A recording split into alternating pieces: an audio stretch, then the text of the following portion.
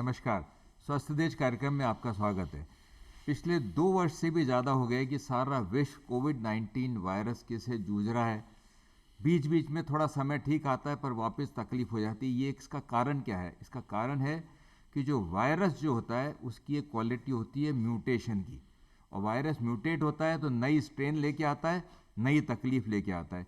इसी विषय पे चर्चा करने के लिए कि ये म्यूटेशन क्या है, कितनी तरीके के स्ट्रेन्स कोविड-19 ने बदल दिए हैं, और जो अभी नया जो स्ट्रेन आया ओमिक्रॉन, जो कि सबके ज़बान पे ओमिक्रॉन है, ये क्या है? इसी विषय पे चर्चा करने के लिए आज हमारे बीच मौजूद हैं डॉक्टर रमन शर्मा, जो कि senior professor SMS medical college department of medicine में कार्यरत हैं। डॉक्टर रमन शर्मा, आपका बहुत बहुत स्वागत है। नमस्कार। सबसे पहले तो पूछना चाहूँगा क्योंकि कहा जाता है कि जो वायरस जो होता है उसकी एक क्वालिटी होती है म्यूटेशन की। तो ये एक्चुअली म्यूटेशन होता है कि अखबार में आता है, मीडिया में आता है, लोग बाग देखते हैं कि म्यूटेट कर गया। लोगों को ये समझ में नहीं आता कि म्यूटेशन होता है क्या है। तो ये होता क्या है म्यूटेशन? किस तरीके से वायरस एक अपनी स्ट्रेन बदलता है? जी, ये बहुत ही अच्छा सवाल है और इसमें ये जानकारी बहुत ज़रूरी है कि ये म्यूटेशन क्या है। जनता को ये समझ में आना चाहिए कि म्यूटेशन क्या चीज़ है। बेसिकली जो आरएनए वायरसेस हैं, जो रेस्पिरेटरी वायरसेस हैं, जो कि इलनेस प्रोड्यूस करते हैं, ये रेप्लिकेट करते हैं फ्रॉम ह्यूमन टू ह्यूमन। अब क्या होता है कि वो अपना बचाव करने के लिए अपने आप का स्ट्रक्चर बदल देते हैं। इस स्ट्रक्चर में बदलाव जो देखा जा रहा है वो उसमें एक नया वायरस, उसका एक स्ट्रेन उत्पन्न हो जाता है जो कि वो वायरस अपने आप को बचाने के लिए करता है और दूसरों को इन्फेक्ट करता है। अब इसमें माइल्ड म्यूटेशन भी हो सकते हैं और डेंजरस म्यूटेशन भी हो सकते हैं। इससे पहले वाला जो था डेल्टा म्यूटेशन, वो काफ़ी खतरनाक साबित हुआ। अगर अपन दिसंबर महीने की तरफ ध्यान अपना केंद्रित करें, दिसंबर 2019 में पहला वुहान से वायरस आया, वो अल्फा वायरस म्यूटेट करा हुआ था। उसके बाद 2020 दिसंबर में दूसरा वायरस आ गया डेल्टा। अब आया है दिसंबर 2021 जो कि अभी गया है, उसमें आ गया ओमिक्रॉन। तो ये 3 तरह के वायरस इतने जल्दी जल्दी आ रहे हैं कि ये बड़ा अचंभित कर दे रहा है कि ये ऐसा कैसा वायरस है जो कि इतना जल्दी म्यूटेट करके लोगों को अफेक्ट कर रहा है। अब शायद ये अपने आप का बचाव के लिए कर रहा है, क्योंकि अब अपने जो ओमिक्रॉन देखा है वो माइल्ड कैटेगरी की इलनेस प्रोड्यूस कर रहा है। तो वो एक रिलेशनशिप बनाना चाह रहा है ह्यूमन होस्ट में, सिम्बायोटिक रिलेशनशिप, कि तुम भी ठीक रहो और हम भी ठीक रहें, तो आगे हमारा भी प्रजनन चलता रहे। और होस्ट अगर पूरा डैमेज हो जाएगा तो वो वहीं का वहीं वायरस भी खत्म हो जाएगा। डॉक्टर शर्मा, जैसे आपने बात की, जो अपन कॉमन कोल्ड की बात करते थे, लोगों के मौसम बदलता, थोड़ा जुकाम और होता था, कहते थे एक वायरल है। तो आप ये मान के चलते हैं कि ये जो स्ट्रेन बदलता हुआ जो वायरस ओमिक्रॉन तक अपन पहुंच गए, अल्फा डेल्टा जैसे आपने बताया, तो ओमिक्रॉन की जो सीवियरिटी है या माइल्डर फॉर्म के अंदर जा रही है, और एक तरीके से हो सकता है कि इससे भी माइल्डर हो जाए और अपने साथ साथ जैसे साधारण जुकाम चलता है वो ऐसा ही चलता रहे। क्या मानना है आपका? जी, ये बिल्कुल सही बात करी है। जैसा मैंने पहले बताया कि इस अपना स्वरूप बदल रहा है और इसमें करीब 32 म्यूटेशंस हो गए हैं मेजर जो प्रोटीन है, और छोटे मोटे प्रोटीन में और भी म्यूटेशंस हो गए हैं। ये म्यूटेट करना ये सिग्निफाई कर रहा है कि इसको अपना सर्वाइवल मोड में रहना है, और रहने के लिए ज़रूरी है कि वो माइल्ड फॉर्म में ही रहे। तो ये बिल्कुल सही है कि ये बिल्कुल माइल्ड इलनेस प्रोड्यूस कर रहा है। और दूसरा, अभी आपने देखा होगा कुछ प्रतिशत अभी डेल्टा भी है। ओमिक्रॉन यूएसए में तो काफ़ी ज़्यादा बढ़ गया है, पर डेल्टा भी है, यूरोप में भी डेल्टा है, इंडिया में करीब 50% से ज़्यादा शायद डेल्टा होगा, क्योंकि अभी बहुत बड़ा डेटाबेस अपने पास नहीं आया है कि कितना ओमिक्रॉन है और कितना डेल्टा है। तो मैं तो ये कहूँगा कि डेल्टा का जो है वो भी कुछ कमजोर पड़ गया है। इतना हॉस्पिटलाइजेशन नहीं है, इतनी सिवियरिटी ऑफ इलनेस नहीं है, इतनी ऑक्सीजन रिक्वायरिंग नहीं है, इतनी डेथ्स नहीं है। शायद ये इस कारण हुआ हो कि हर्ड इम्यूनिटी आ गई, अपने में क्षमता बढ़ गई, और सबसे बड़ा इंपॉर्टेंट फैक्टर कि सब जगह अपन ने वैक्सीनेशन लगवा लिया है। अब मैं तो एक रिस्क ग्रुप जो मानते थे, डायबिटीज, हाइपरटेंशन, हार्ट डिजीज, लकवा, ये एक रिस्क ग्रुप है। एक रिस्क ग्रुप मैं इसमें ऐड करूंगा, अनवैक्सीनेटेड इंडिविजुअल्स। ये एक बहुत बड़ा संदेश है। तो वैक्सीन ही एक तरह से बचाव है। वैक्सीन के कारण ही इतना डेल्टा और ओमिक्रॉन जो है इतना माइल्डर फॉर्म में रहा है, इतनी इलनेस नहीं प्रोड्यूस कर रहा, इतना हॉस्पिटल बेड्स नहीं भर रहा। बिल्कुल सही बात कही, और इसके लिए तो अपने पूरी भारत सरकार को अपन इस चीज़ की बधाई देते हैं कि अपना इतना मेजर प्रोग्राम चला, और वैक्सीनेशन के मामले में इंडिया आज नंबर 1 है अगर वर्ल्ड की बात करें तो। ये जो दोनों वायरस की अपन बात करें, क्योंकि आप बता रहे हैं अभी डेल्टा भी चल रहा है और ओमिक्रॉन तो आ ही गया है, दोनों में डिफरेंस क्या है? मैं दो चीज़ों में मेजर डिफरेंस बात करना चाहूँगा। सीवियरिटी तो आपने बता दिया कि ओमिक्रॉन माइल्डर है डेल्टा से। ट्रांसमिशन, क्योंकि जो फिगर जिस तरीके से दुनिया में बढ़े, हर जगह 10 टाइम्स फिगर जा रहे हैं, क्या कारण है इसका कि इतना ज़्यादा इसका ट्रांसमिशन हो रहा है? है तो माइल्ड, क्या कारण है इसका? देखिए, जो डेल्टा वायरस था उसका ट्रांसमिशन भी सिग्निफिकेंट था। करीब एक इंडिविजुअल 5 जनों को अफेक्ट करता था। दूसरा, अब ये जो ओमिक्रॉन आया है, इसमें क्या कर रहा है कि ये बहुत जल्दी जल्दी फैलता है। ये करीब 10 से 12 लोगों को एक जना संक्रमित कर सकता है। इसका ट्रांसमिशन बहुत जल्दी है और ज़्यादा है। एक चीज़ होती है इंक्यूबेशन पीरियड, यानी कि आप किसी मरीज के संपर्क में आए हो और आप कब बीमार हो गए। ये जो ड्यूरेशन है वो डेल्टा में करीब 5 से 7 दिन था एवरेजली, पर ओमिक्रॉन में ये जो ड्यूरेशन है इंक्यूबेशन पीरियड का, ये कम हो गया है। इसका मतलब ये है कि ज़्यादा फैल रहा है और जल्दी फैल रहा है।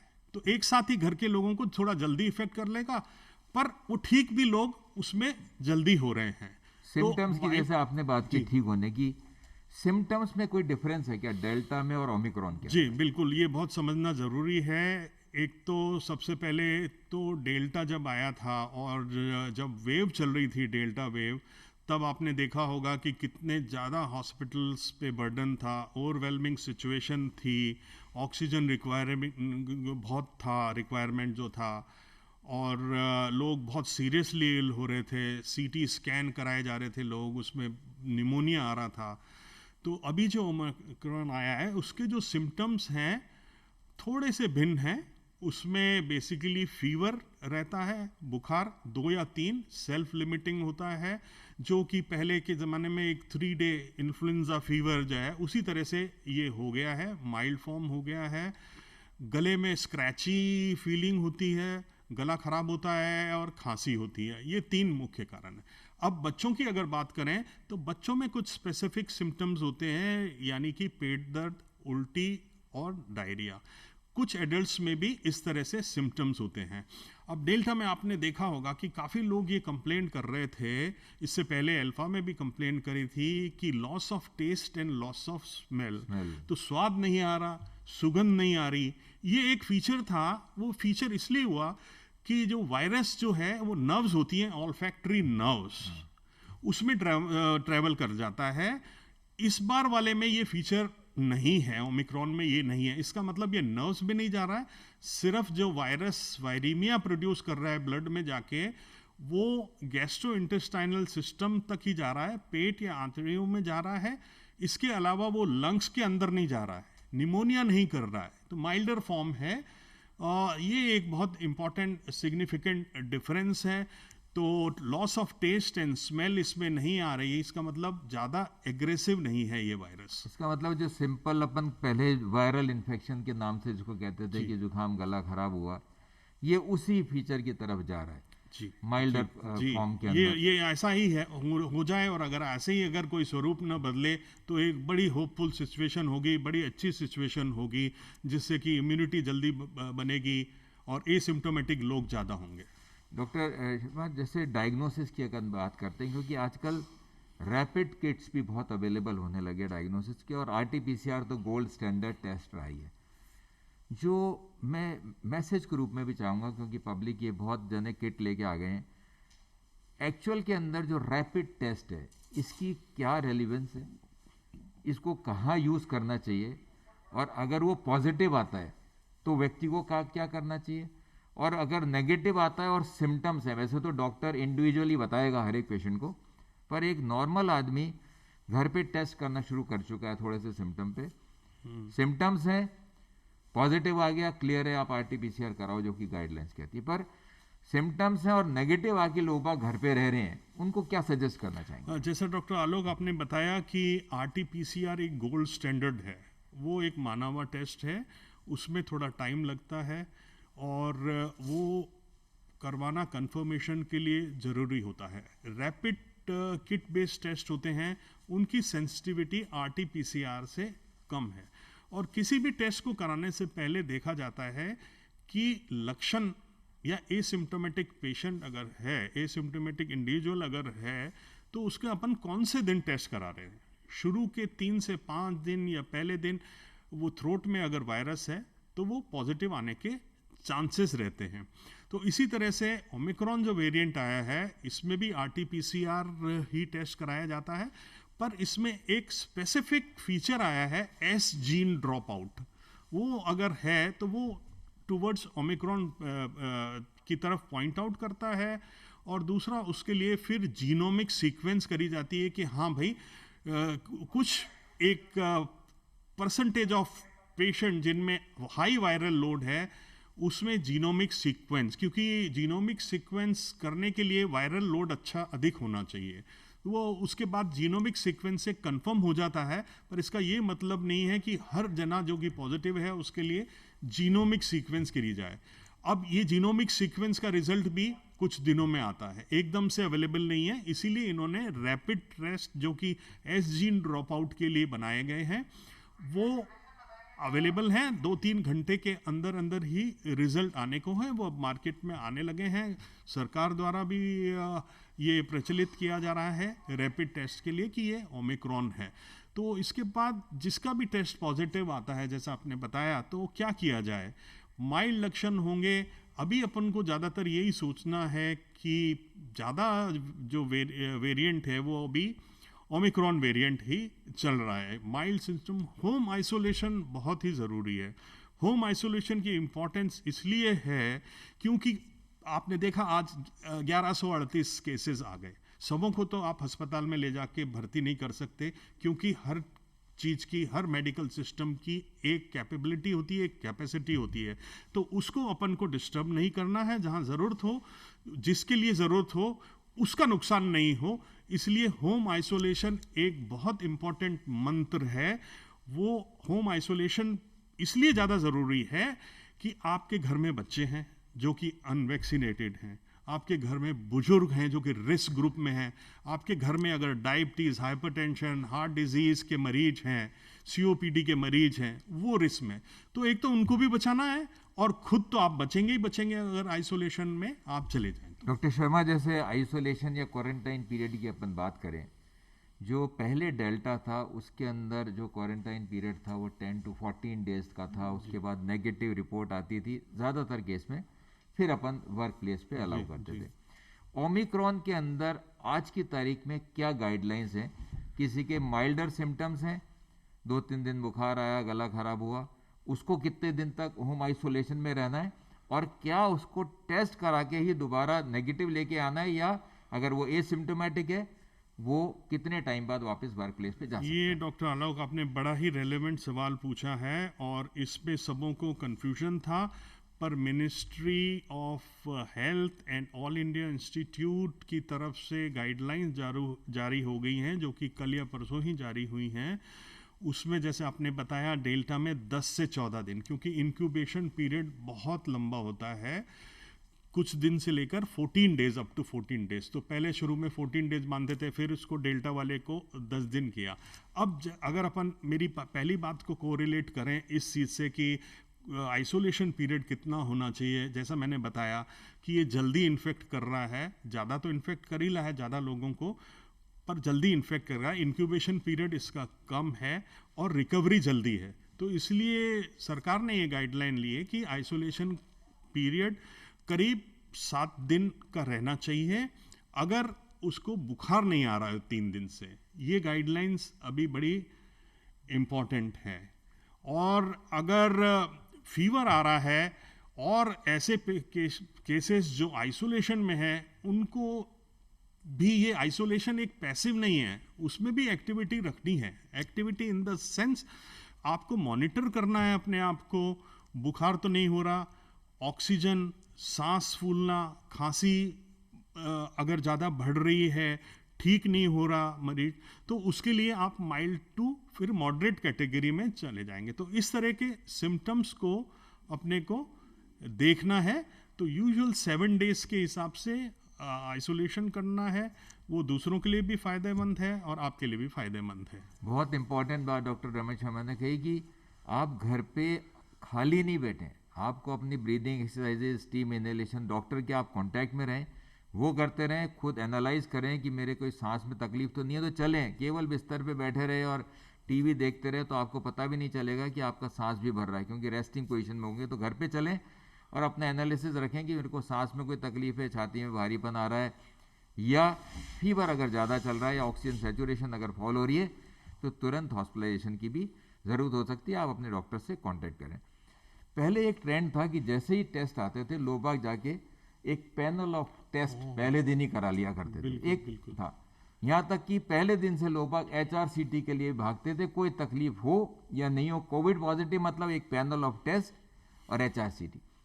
आज क्योंकि ओमिक्रॉन ही है, बिल्कुल सही बात आप कह रहे हैं कि हर एक का जीनोमिक स्टडी नहीं हो सकती, और जिस तरीके से फैल रहा ओमिक्रॉन पे ही पैटर्न ज़्यादा है, उसमें इस चीज़ की क्या रिकमेंडेशन है। मैं उनकी बात कर रहा हूँ जो कि हाई रिस्क ग्रुप में नहीं है, वैक्सीनेटेड है, क्योंकि ज़्यादातर पॉपुलेशन वैक्सीनेटेड है, और उनके माइल्डर सिम्टम्स हैं। क्या इन टेस्ट की ज़रूरत है या नहीं, अननेसेसरी? आपने जैसे बताया, आज मुझे जो पिछली वेव और इस वेव का जो अभी कुछ ही पेशेंट्स देखने को मिल रहे हैं ओमिक्रॉन के, उसका खुद का एक्सपीरियंस और दूसरे डॉक्टर से जो हम लोग एक्सपीरियंस शेयर कर रहे हैं, जनता में काफ़ी जागरूकता आई है।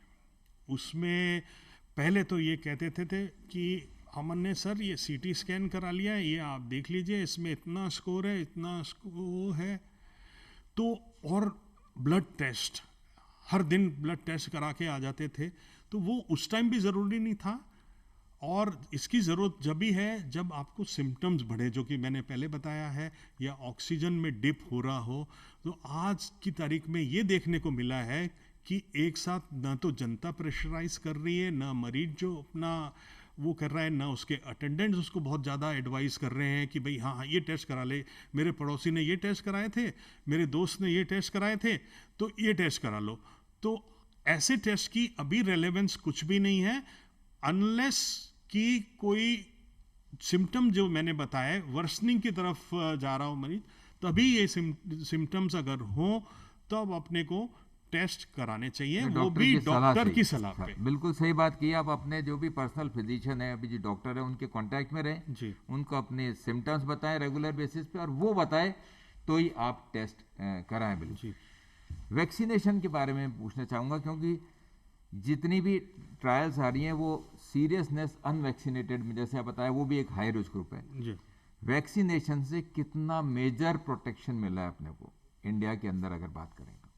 देखिए, वर्ल्ड ओवर वैक्सीनेशन ड्राइव जो है वो काफ़ी टाइम हो गया चालू हुए हुए, सारा साइंटिफिक डेटा आ गया है, उसका बेसिस आ गया है, उसके एडवर्स इवेंट्स आ गए हैं कि कितने एडवर्स हुए हैं जो कि नेग्लिजिबल हैं।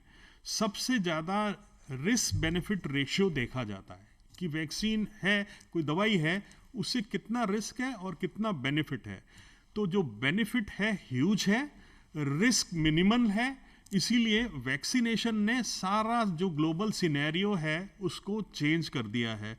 वर्ल्ड ओवर अभी वैक्सीनेशन की प्रगति ओवरऑल ठीक ही चल रही है, और उसमें और ज़्यादा अगर बढ़ जाए तो ये कोरोना का पेंडेमिक, जैसा कि WHO चीफ टेड्रोस ने कहा है कि वैक्सीन इनइक्वलिटी ख़त्म हो जाए, सब लोग प्रोटेक्ट हो जाए, तो ये काफ़ी हद तक अपने लिए पेंडेमिक को खात्मा करने की तरफ का एक कदम होगा। ये 2022 अपन मान के चलते हैं कि एंड तक ये अगर वैक्सीनेशन सब जने कराएं तो होगा।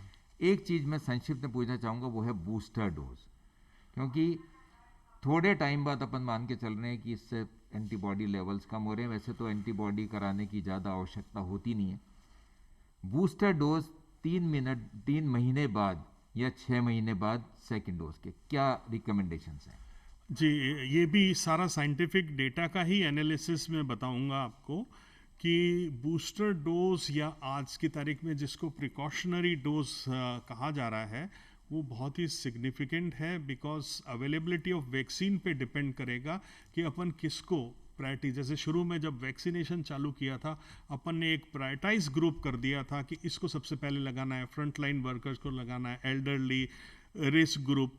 तो ये बूस्टर डोज का जो कंसेप्ट है ये बहुत ही इम्पॉर्टेंट है, क्योंकि एंटीबॉडीज दो तरह का इम्यून रिस्पॉन्स होता है। एक तो एंटीबॉडी का, एंटीबॉडी भले ही डिक्लाइन कर जाए, पर एक दूसरा होता है T cell immunity, T cell response. यानी कि अगर एंटीबॉडी नहीं बनी तो टी सेल कुछ समय तक अपने आप को याद रखते हैं कि ये वायरस ने मुझे पिछली बार अटैक किया था या उसके संपर्क में आया था, तो वो एंटीबॉडी बना देंगे। तो दो तरह की इम्यूनिटी होती है, रिजर्व फंड है वो। यस।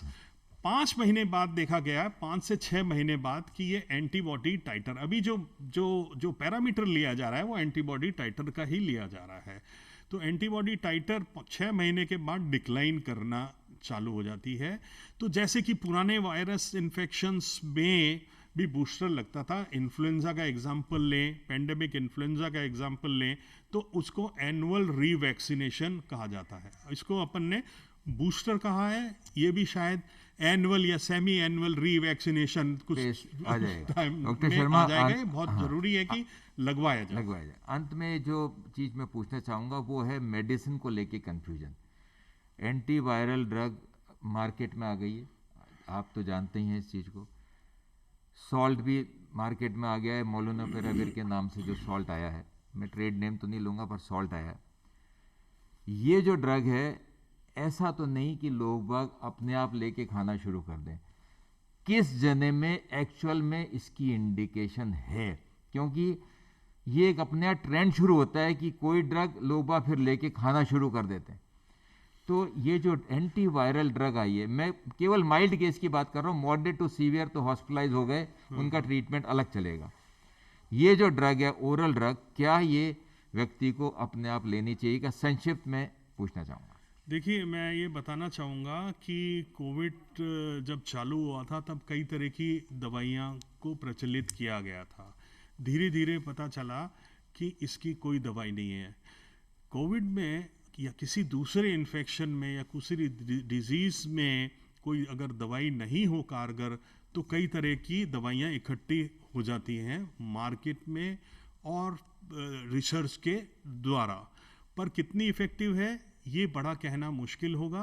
अभी तक जो इस ड्रग की ट्रायल हुई है वो माइल्ड टू मॉडरेट में हुई है, नॉन हॉस्पिटलाइज अनवैक्सीनेटेड इंडिविजुअल्स। अगर आप वैक्सीनेटेड हैं तो साइंटिफिक डेटा आज का, अभी बाद में आएगा वो नहीं पता, बट अभी आज की तारीख में उसकी जरूरत नहीं है। अनवैक्सीनेटेड में ट्रायल हुआ है, हाई डोजेस में दी जाती है दवाई, 5 दिन तक दी जाती है, अर्ली ड्यूरेशन के लिए दी, अर्ली ड्यूरेशन ऑफ इलनेस है। विद इन 5 डेज अगर पेशेंट प्रेजेंट करता है, वो भी रिस्क ग्रुप वाला, हर एक को नहीं, और डॉक्टर की सलाह पे। ये कोई बहुत ज्यादा ऐसे नहीं कि भाई कोई रामबाण 90% हाँ कि ठीक कर देगी। नहीं। इसमें reduction of hospitalization is up to 30%।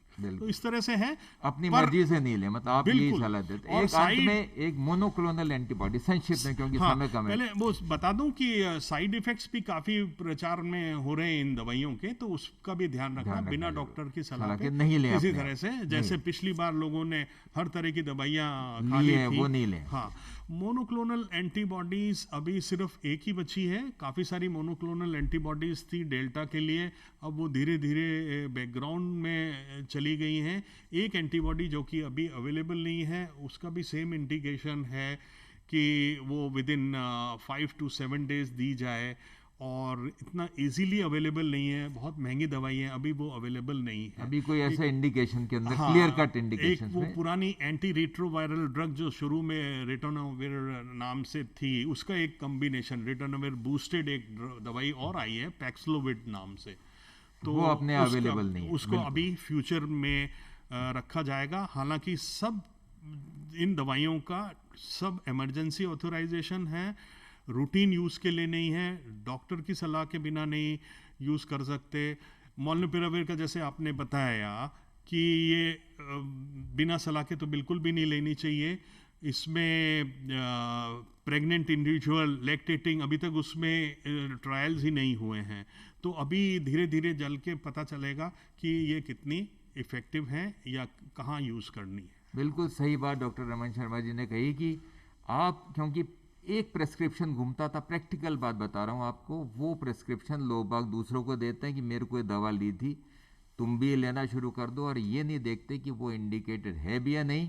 तो बिना डॉक्टरी सलाह के कोई भी दवा ना लें, अपनी मर्जी से कोई भी टेस्ट नहीं कराएं। और बचाव का जो तरीका है वो एक ही है, जैसे डॉक्टर शर्मा ने बताया कि वैक्सीनेशन सबसे इम्पॉर्टेंट है। और जैसा आप देख रहे हैं कि 2 गज की दूरी और मास्क है ज़रूरी, और सैनिटाइजेशन का हर समय ध्यान दें। कहीं भी इधर उधर जाते हैं, आप टच करते हैं तो हैंड हाइजीन का ध्यान दें और मास्क लगा के रखें, और कोशिश ये करें कि खुले एनवायरनमेंट में रहें। डॉक्टर शर्मा आप आए और इतनी महत्वपूर्ण जानकारी दी। लास्ट में कहूँगा कोविड अप्रोप्रिएट बिहेवियर और वैक्सीनेशन, ये यही जरूरी है। चीज। नमस्कार, धन्यवाद।